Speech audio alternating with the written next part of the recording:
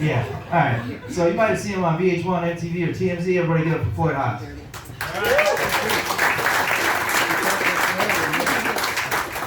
Keep it going for Andrew. So how's everybody doing tonight?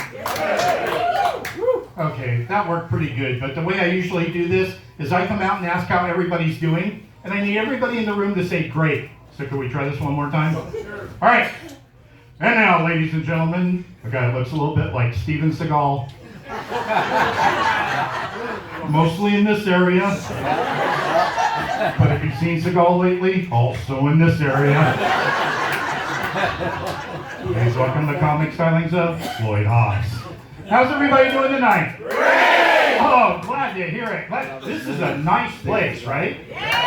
Nice place, nice area. Recently I was in not a nice place. I was in downtown Phoenix.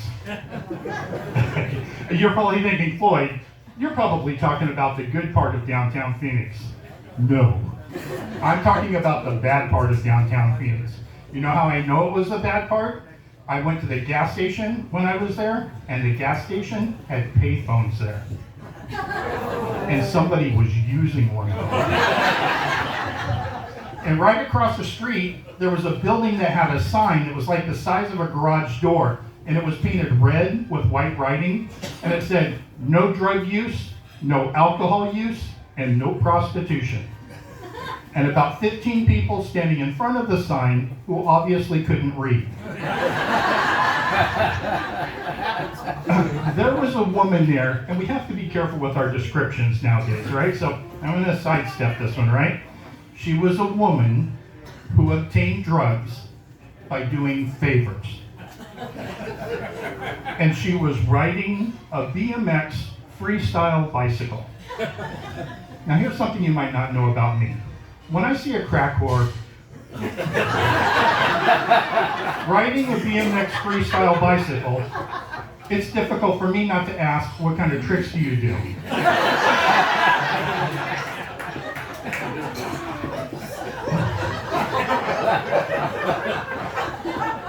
I'm trying to do some things to stay healthy. I've taken the almond challenge. Anybody else know what that is, the almond challenge? The almond challenge is where you try to eat 12 almonds a day. But I think it really kind of cancels itself out when you realize how many candy bars that you have to eat to get 12 almonds. It's like 4 or 5 candy bars a day. As they mentioned before, I've done a little bit of acting. I've done some commercials and little movies and stuff like that. Recently, I was doing a commercial downtown at the baseball stadium. And I can't really mention who it's for because it pisses off the people at Geico. Anyways, the commercial is a guy walking down the stairs with a tray of nachos. His friend grabs one and delivers the funny line. And then they go back up and they try it again. But just before they do, the producer's assistant jumps out. She has a new chip that looks just like the old chip and positions it just perfect on the plate. And then they go back and do the whole thing over. My friend and I were both in the background on this, so at lunch, we got nachos. And we're fooling around back and forth with the nachos, right? Because we thought that was funny. The producer, who knows me, came up and said, I don't think that that's funny. He said, you don't understand the situation. The woman who used to do this, I had to fire because she did it wrong. This is her assistant, or this is her understudy. And I said, her understudy? And he said, yes. I said, you mean she's not your assistant?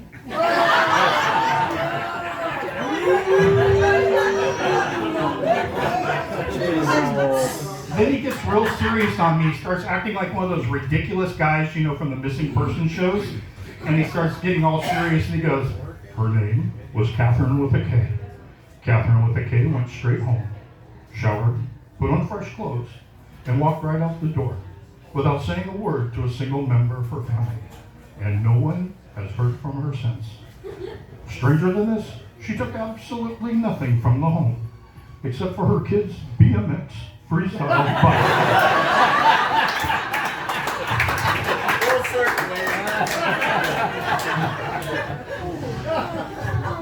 Something you folks might not know about me also is that my superpower is being able to go into any store and find the one person who actually knows what they're doing.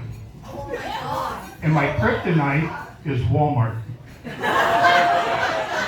I hate that place, I hate that place, I hate that place. So I was at Walmart, and they start with me right away. The first thing that happens is whoosh, I almost get hit by a shopping cart that's doing like 100 miles an hour. Inside the shopping cart are two little boys, no shirts, no shoes, just shorts, being pushed by a guy my size, my age, also no shirt, no shoes, just shorts, whoosh, 100 miles an hour. It makes me go this direction, and I look, and a woman in my line of sight has a tattoo on the back of her neck, and it says, "Not crazy." We all know what this means, right? This woman is crazy. Now, look, a little bit of crazy is fun. Kind of fun to have in the bedroom. You never know what they might say in public. They'll go on the rickety old zip line when you go on vacation so that you don't have to. But what you don't want to have happen is you don't want to wake up out of a dead sleep in the middle of the night because you hear a noise and go, "Oh my God, was that the knife drawer?" That is too much crazy. And look, it's been a long time for me, but back when I was dating, women didn't come with warning labels like that. That was information that unfolded. So I'm walking along, and I stop because there's a woman in one of those little electric scooters right in front of me. And look, this woman has to be 110 years old. And the scooter is barely moving, because its battery is dying too. But, and right when I stop, wham, I get hit right in the back of the ankle by a shopping cart. You know that spot that God only put there for shopping carts and strollers? Stuff. It almost brings me down. I turn around and look, this shopping cart is being pushed. Two little boys, no shirt, no shoes, just shorts. Inside the cart, guy my size, my age, no shoes, no shirt, just shorts. It's not the same three people. So I go over to the auto parts section, and I ask the guy there, I said, "Can you tell me where the Fix-A-Flat is?"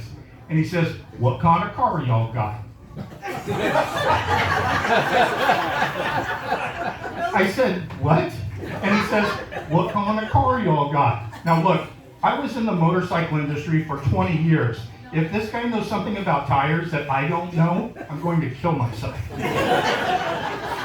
I'm not trying to cast aspersions on this guy. I'm just saying that I think the only reason why he's working at Walmart is because he doesn't have the hand-eye coordination to spin a sign in front of another business. I'm not saying that nobody who's intelligent works at Walmart. I'm just saying that if you are intelligent and you do work at Walmart, we've never met. But now, I have to know. You have to know, right? What difference does it make what kind of car I have? He says, "Well, some cars have tire sensors, and they think that Fix-A-Flat might ruin the tire sensors." I said, "Yeah, my car doesn't have tire sensors, so this doesn't apply to me." He said, "Well, actually, Fix-A-Flat says it won't hurt the tire sensors, so you'd be fine." So why are we having this conversation?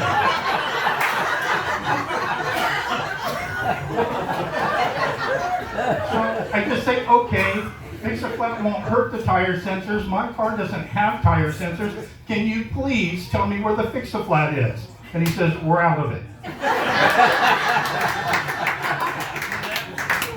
So I got to get away from this guy, and I go up to the checkout stand, and the first thing that the cashier grabs out of my basket is a bottle of the Dawn dishwashing soap. And she goes, "Oh, this stuff is so good. If you have a greasy pan, put a couple of drops in it. The next day, it's clean."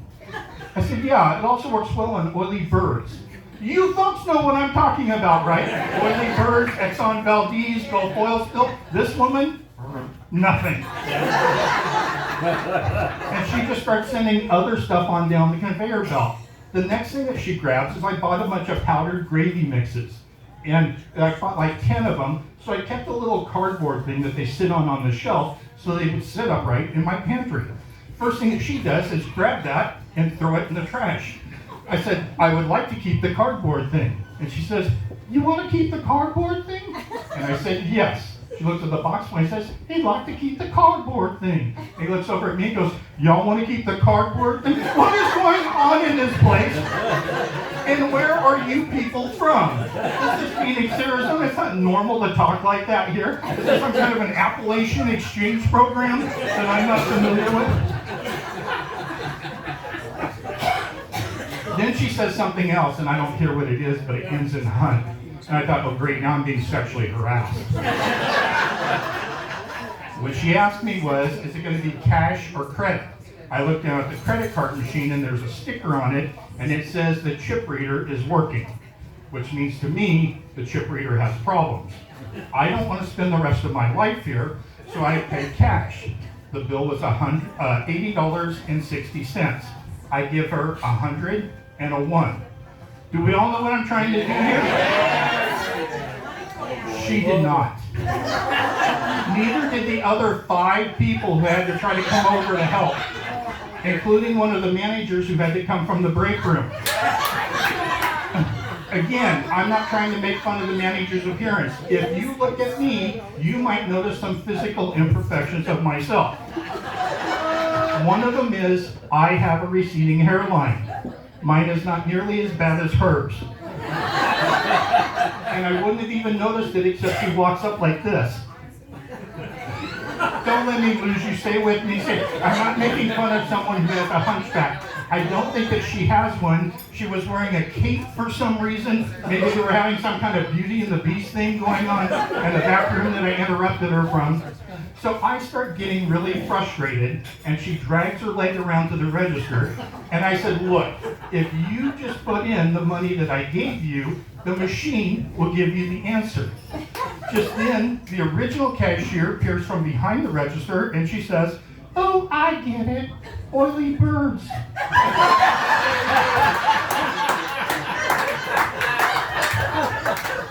Now the manager is opening up a roll of pennies for what? I don't know. It has nothing to do with our transaction.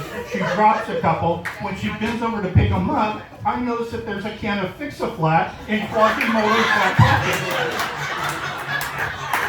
And I ask her, can I buy that? And she looks over at me and says, what kind of car y'all got? So she's been really great. Enjoy the rest of the show.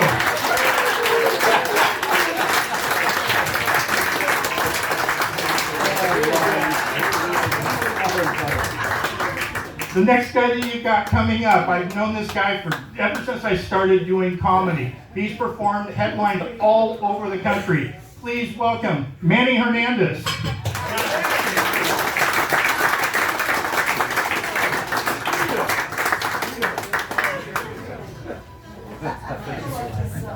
Hey, keep it going, roll the comedians you saw this evening. Thank you.